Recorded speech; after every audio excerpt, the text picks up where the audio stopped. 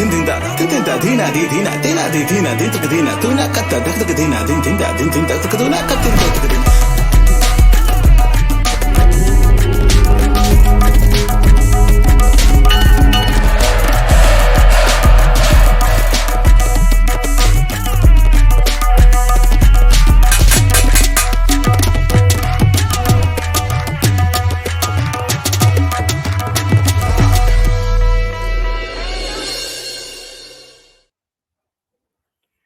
Hello all.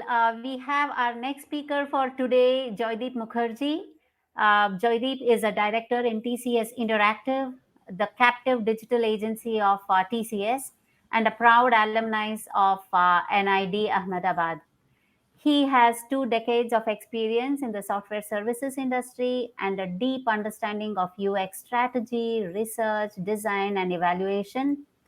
He has been defining UX roadmaps, innovating on product and service experiences, and successfully managing large design, sales, and delivery programs for North American customers since 2007. Welcome, Jaydeep, to enlighten us about visibility, control, and freedom, a chain reaction. The mic is off to you, Jaydeep. Yeah, thank you so much. I think I'm very grateful to be invited, and I'm actually going to present something which already has sound. So I'll just start the presentation anyway, and after that, of course, any kind of conversation, question and answer, and all that. So yeah. Sure.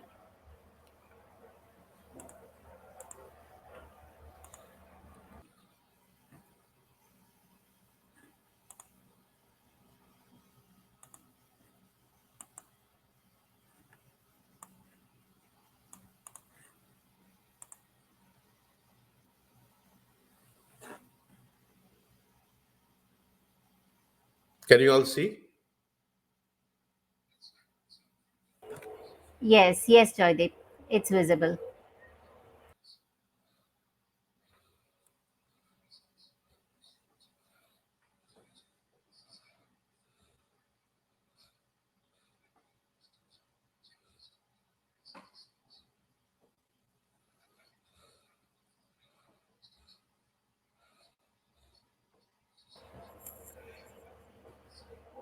If I may interrupt, Joydeep, I just want to know if this has sound also.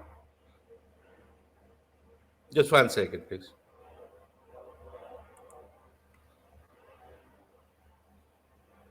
Just 1 second. Sure. Yeah, I think I'll just share it. Share the screen. Oh yes.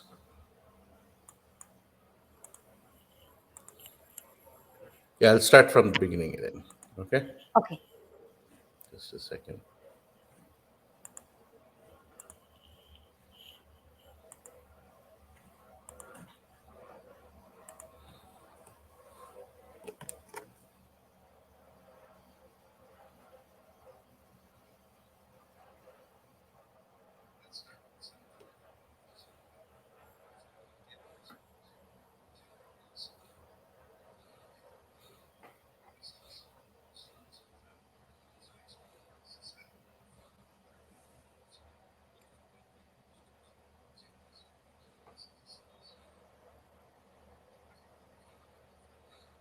Can we please try to increase the volume, Joydeep? It's not audible for me. That's the maximum I have actually. That's the maximum I have. Yeah, is it audible for others? Can I get some feedback from Muskan or somebody? Is it's not audible for me at all. Oh, Yeah, you are audible, Joydeep, but when you start the presentation, the sound doesn't come. Yeah, it's not audible. so you can't hear the sound at all? No. Oh, I mean, we can figure out there's something happening, but nothing clear or nothing audible at all. okay, no problem. So what I would do is basically, I will try to mute here, And let's see, just 1 second. Give 1 minute. I'll try one more time. Okay. Okay. Yeah, In sure. case if the sound goes fine, otherwise I'll try to do it. Uh, okay. Yeah, sure. Yeah, Yeah, sure. we can. 1 second. I'll just try one more time.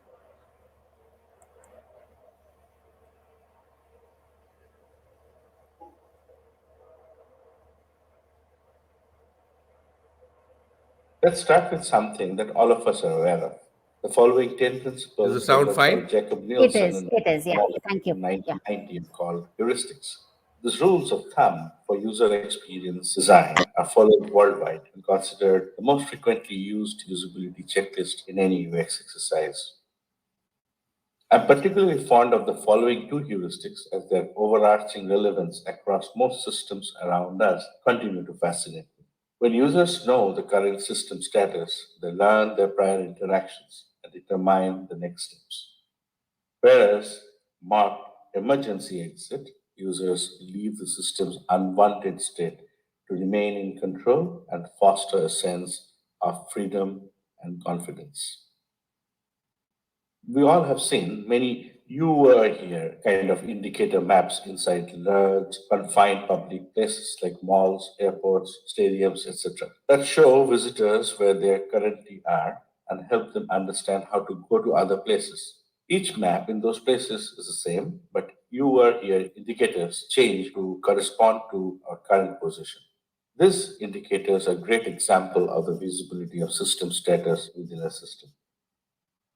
The same large public space also has many emergency exits. So anyone who wants to or needs to leave the public space can do so with minimum effort. And it's a norm to provide such emergency exits in any large confined place to allow visitors to get out and avoid getting stuck and feeling frustrated. These exits are great examples of user control and freedom within a system. Nielsen's definition of H1, visibility of system status, makes it obvious that consistent communication of current system status helps user determine the next steps without any guesswork. Thus, the interactions become somewhat predictable for the user, instilling trust in the product and the brand. We have an example of H3, user control and freedom, right here. A click on the cancel button would allow users to back out of this long haul file transfer or undo the action, put the control of the system back to him, and foster a sense of freedom and confidence. This is where I would expand on Nielsen's definition of user control and freedom. It is impossible to remain in control of a system and foster a sense of freedom and confidence only by undoing an action or backing out of a process through emergency exits or providing shortcuts. Let me cite Gestalt psychology to explain it as it explored how the human visual system works holistically. One of its principal findings was that our mind structures the elements of a scene into organized forms. Let's imagine this arrow represents one such emergency exit in a large confined place. If we place many similar arrows of the same color and size, systematically maintaining the same proximity, we mentally close gaps in regular shapes and group closely spaced elements because of the continuity principle. And thus, as the figure ground principle mentions, now we see the white space as foreground or background, which does not exist. So, if we place the emergency exits in a large confined place systematically, the counter space in between them helps us to define the order of the place in its entirety. So, confined places like malls, airports, zoos, stadiums, etc., must be designed well in their entirety and not only by part, such as emergency exits, reflect great user control and freedom. In other words, to implement a holistic ideology of user control and freedom, we need to institute exceptional usability measures throughout the application consistently and not by part. Suppose someone is driving a car. Front and rear windshields, the mirrors let the drivers see where they currently are, the immediate road ahead, what vehicles are running around them, etc. The GPS application running on the car dashboard lets the drivers see their complete journey maps and where they are within their journey. These are the primary visibility of system status tools. Similarly, the steering wheel, gear panel, brake, and accelerator let the drivers maneuver the vehicles in all possible ways, including stopping and starting and taking emergency exit if the previous action was wrong. These are the primary user control and freedom tools.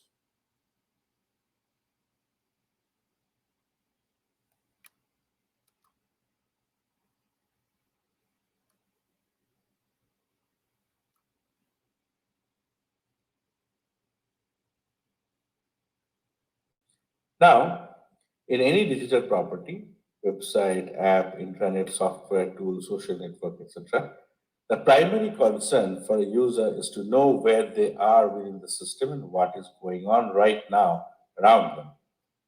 And the immediate secondary action is what they can achieve and how easy it is to navigate within the system's features and change the course of action if anything goes wrong the first time.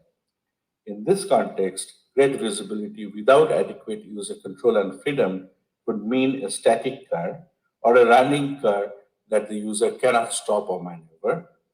And great user control and freedom without adequate visibility would mean driving a car blindfolded on the highway. The complementary nature of these tools show us that visibility of system status commits to conveying the system's current state to the user effectively and in real time. And it ensures that the user makes educated decisions on corrective actions with certainty. Here, predictability leads to control, and control leads to trust.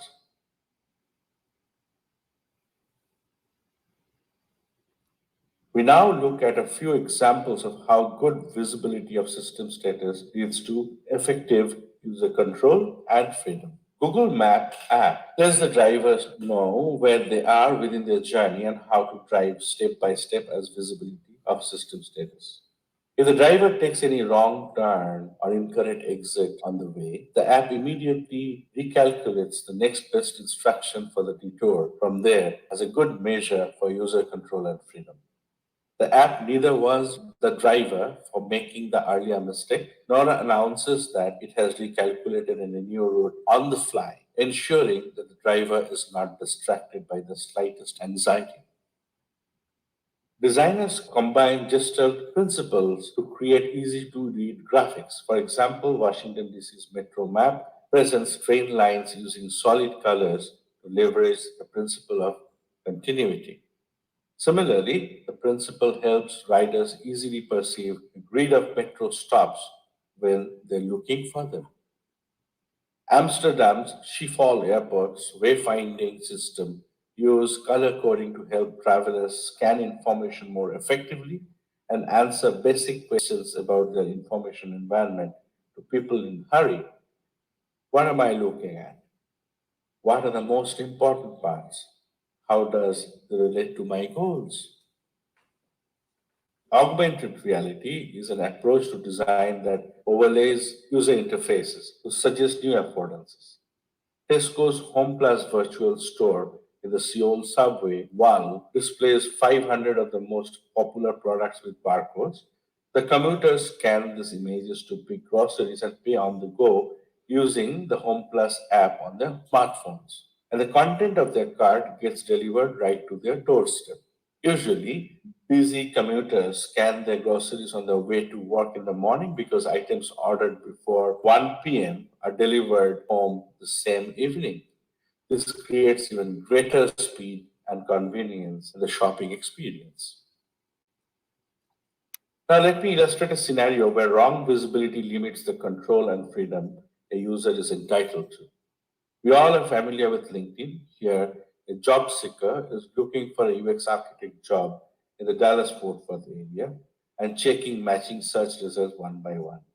She finally finds a job that interests her, goes through its details, then she clicks on the apply button to reach the employer's career site. Sometimes LinkedIn shows a different job location than what the organizational career site shows.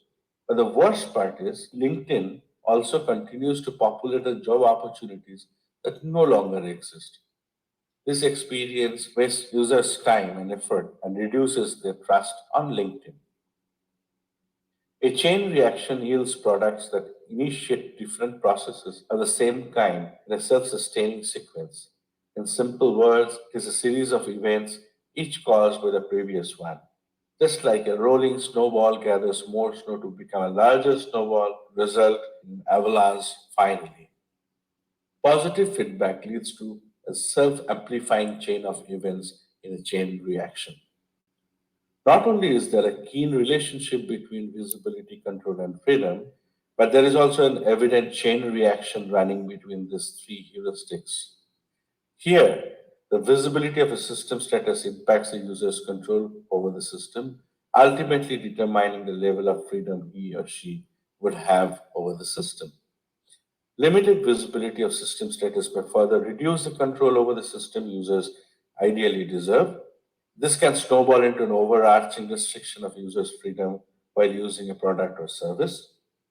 If users cannot quickly correct mistakes or backtrack on choices made earlier within the system, their inability to easily get out of trouble discourages further exploration, causes a drastic reduction in learning and discovery of features. Users feel trapped and report dissatisfaction, which cascades down to decreased overall use and sales of the product and service. This can be extremely detrimental to the brand's image owning the product or service. Good visibility of system status leads to drawing multiple users' positive attention towards a product or service and fosters a prevailing sense of control from the user's perspective. Users explore the product or service without stress or anxiety while when discovering those easy exits or valuable shortcuts. Increased usage facilitates learning and discovery of features, and it also helps the brand acquire greater customer mindshare to initiate increased overall use and sales. And when more satisfied users exercise their greater control through repeated and satisfied use of the product or service, it magnifies into a far greater sense of freedom associated with the brand.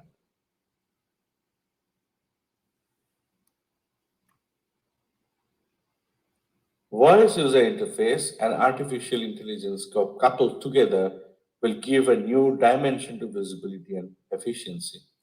The intelligent apps will learn from our interaction and provide us with contextual advice. They might also show empathy and contextual intelligence to connect with us at a human level. Just to illustrate a few scenarios where an intelligent app might influence our banking and money management behavior, I'm using a make believe banking app called My Bank. Many of us are impulsive shoppers and often cannot check the temptations to buy, even if we are on a tight budget. We see Martha right there, incredibly happy inside her favorite dress shop. Now she is also a My Bank customer. If My Bank could be given the control to track a customer, it can track him or her inside shops where he or she made heavy purchases in the past.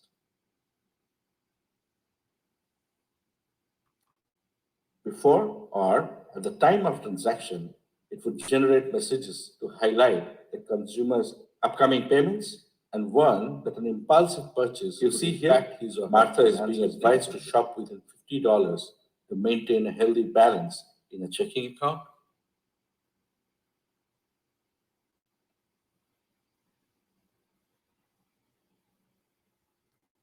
Anna McLean, 36.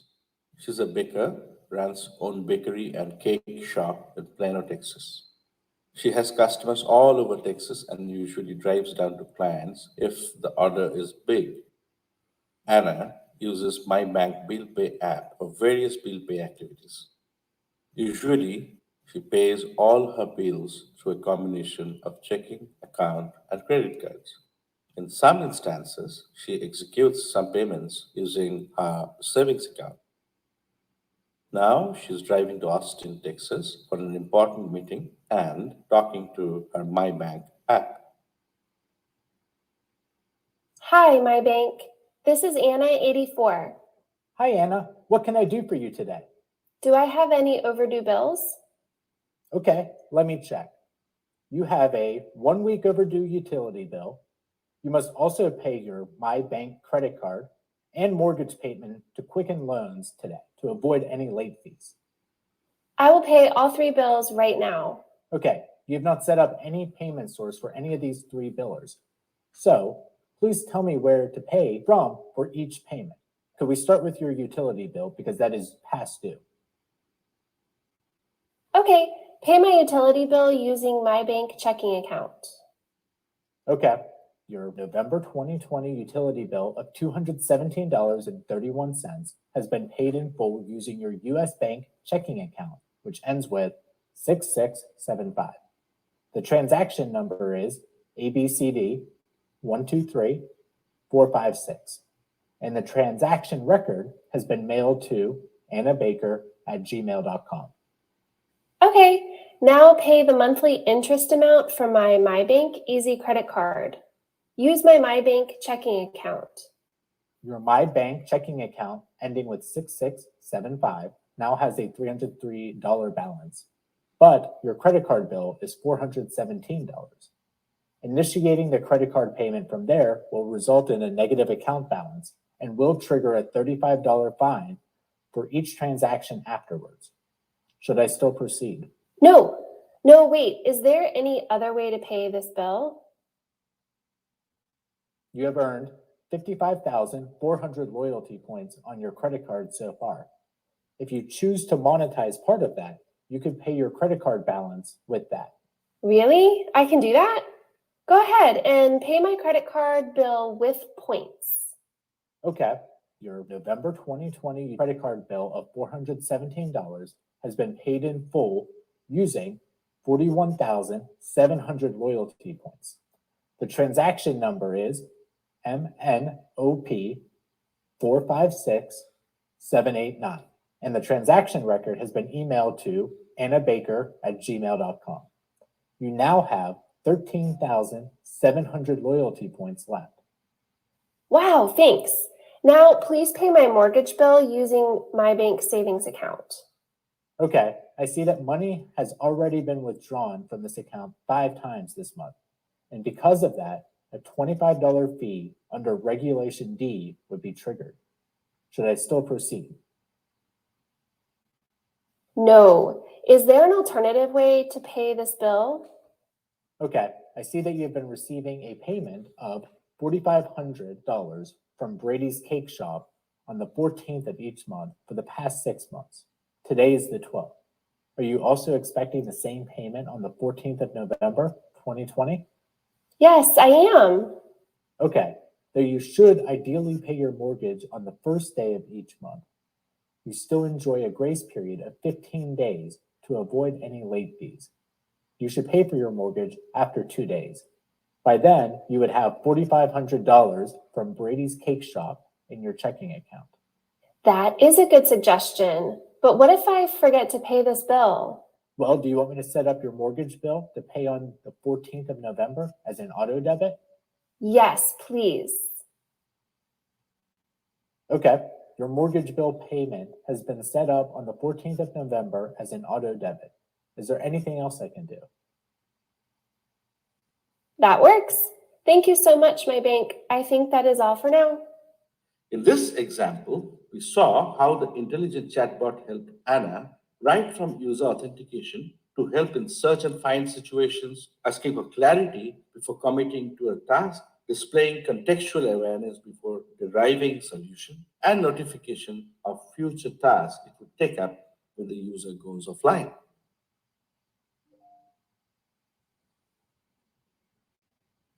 In our next story, we have Manolo Rodriguez, who is a plumber and electrician, runs own business in Palo Alto, California. He serves customers all over Bay Area and usually drives down to their residences. He's on a tight budget these days as COVID-19 has impacted his business considerably.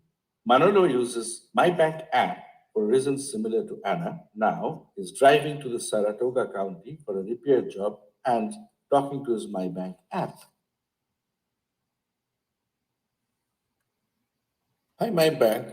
This is Manolo, 99. Hi, Manolo. What can I do for you today? Can you set up an automated monthly payment for my utility bill? Sure. What is the name of your utility provider? Green Mountain Energy and Utilities. Okay, I have found it from your previous transactions.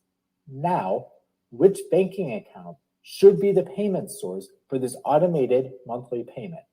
Use my bank credit card account. Green Mountain Energy and Utilities offers a 15% cash back if customers use a checking account with direct deposit. Would you still want to pay your monthly utility bill using your MyBank credit card? No, pay my utility bill using my bank checking account with direct deposit. Great. An automated monthly payment of your utility bill with Green Mountain Energies and Utilities has been set up on November 12th at 8:54 a.m. Pacific Standard Time, and this record has been emailed to you. The bill will have a different amount due each month. You will continue to receive payment reminders unless you decide to opt out from them. Thank you. Please also add my HOA as a new biller and set that up for an automated monthly payment. What is the name of your HOA organization?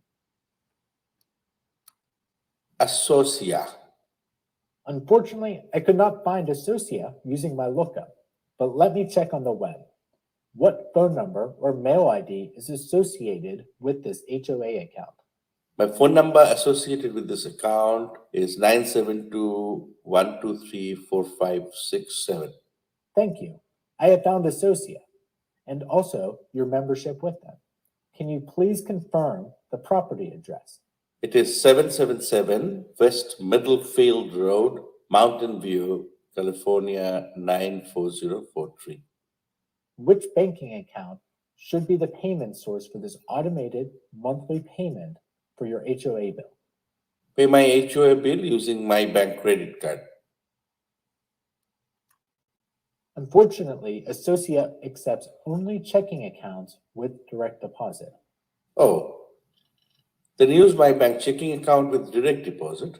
Okay, an automated monthly payment of your HOA bill with Associa has been set up on November 12th at 8:54 a.m. Pacific Standard Time, and this record has been emailed to you. The bill would have the same amount due every month. You will continue to receive payment reminders unless you decide to opt out from them. Thank you. Is there anything else I can help with today? Why don't you give me a tip or two on better money management? Sure, I see that you are spending almost everything you are earning, and your monthly savings is almost negligible. That is right. My business needs continuous investment and upgrades. It virtually leaves no money for a systematic investment. I would suggest you enroll for Acorn, which automatically collects spare change from each of your transactions and invest in the stock market. 350 top brands would invest in you every time you shop with Acorn. If you start investing now, you will have a substantial savings in a few years without taxing your daily cash flow. That is a great suggestion, but I got to stop now as I've reached my destination. Please remind me of this acorn thing when we talk next time, okay? Okay, in the meanwhile, I would look for more information on Acorn. Bye for now. Adios, amigo. In this example, we saw how the intelligent chatbot helped Manolo. My bank chatbot displayed contextual intelligence-based suggestions, intelligent search and membership authentication, third-party service provider compliance, data-driven intelligence, proactiveness, and customer commitment.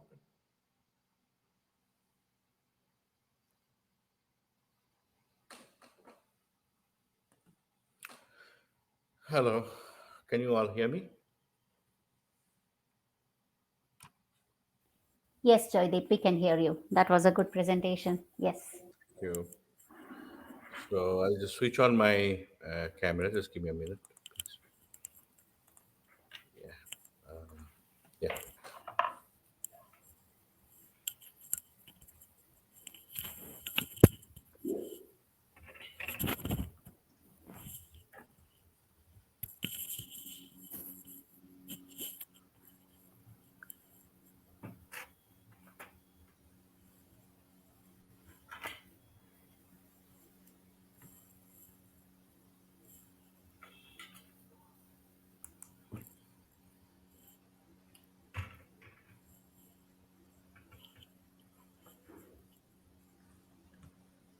I just keep it mute till I hear any question. Any questions?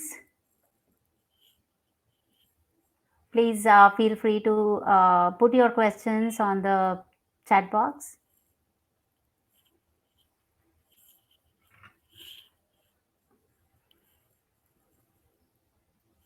Yeah, first of all, thank you so much, Jaydeep, for starting out early in the morning to be with us and provide wonderful insights for us. We all knew the concepts of heuristics, and when you gave real world examples, I think it was really very good. So yeah, any questions? Anybody? Yep, it was an awesome presentation. Please feel free to type in your questions. Any inputs about the presentation or about the event in general, or any questions regarding your portfolios, anything that you need from Jaydeep?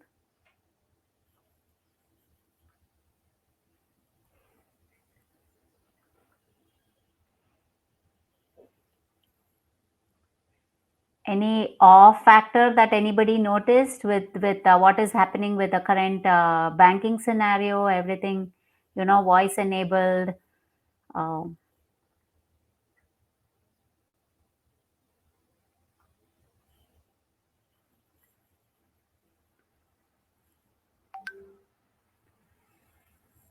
So, Joydeep, how much of this on a day-to-day basis is your work per se? Well, I think okay. So my work has many separate parts, but one of the major part is, of course, to conceptualize on solutions. And here, basically, presentations such as this, which visualizes the product of tomorrow, yeah, that becomes an integral part of my work. But of course, I mean, there are much more to that.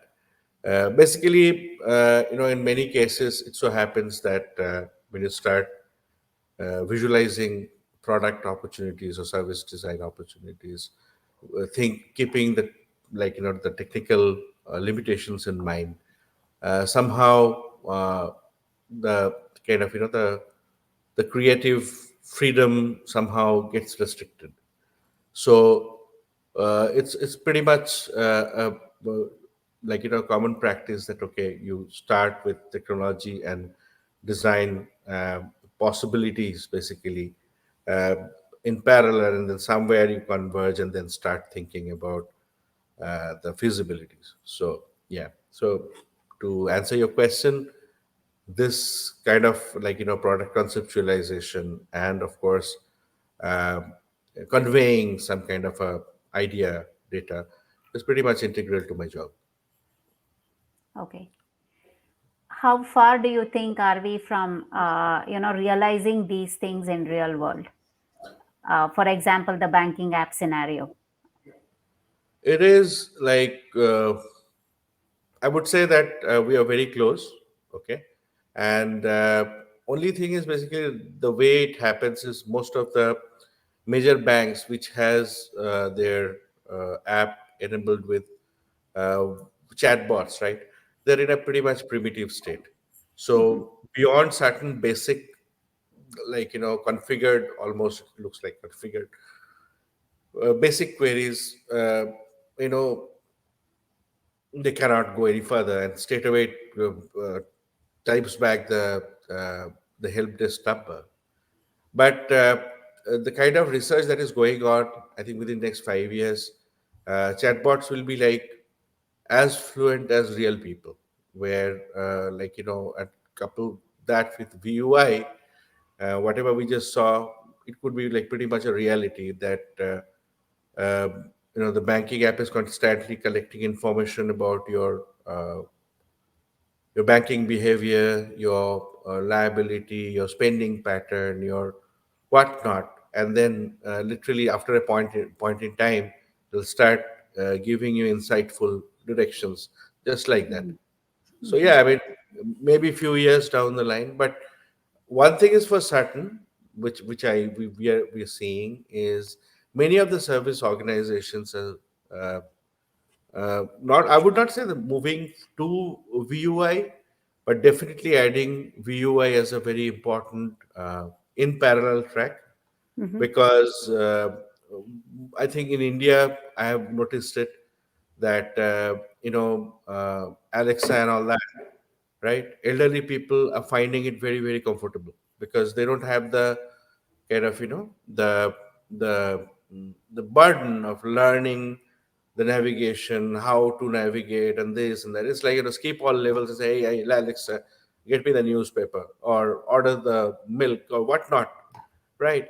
And also it gives them a sense of like many elders, they're like living on their own because they're Yeah. um, like the kids are outside. So, and if you look at it very carefully, if the eldest generation buys into a technology, Mhm. it'll catch up much faster, right? Yeah.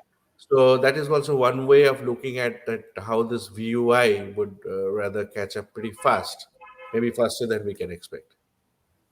Yeah, I think so too. Otherwise, the transition might not be as fast if it is not VUI, if it's like the traditional app and things. The elderly, especially you mentioned, probably people have to run both systems parallelly, digital and, some elderly people who really want to go to the bank, talk to a teller, and, that comfort level. Probably it's a little more closer if with VUI rather than a traditional app where they have to type in, and even the confidence that they gain from Correct. security perspective. Great, Joydeep, thank you so much again. And of course, anybody, any questions, any thoughts at all on the presentation?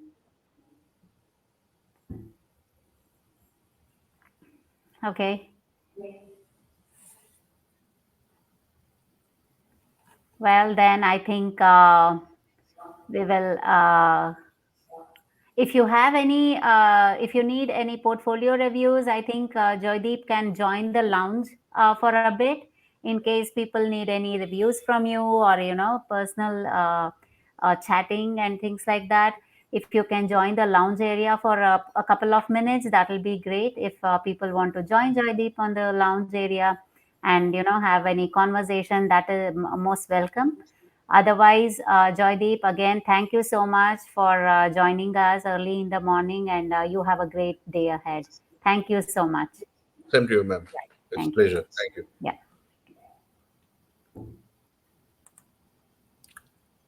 Right, go out.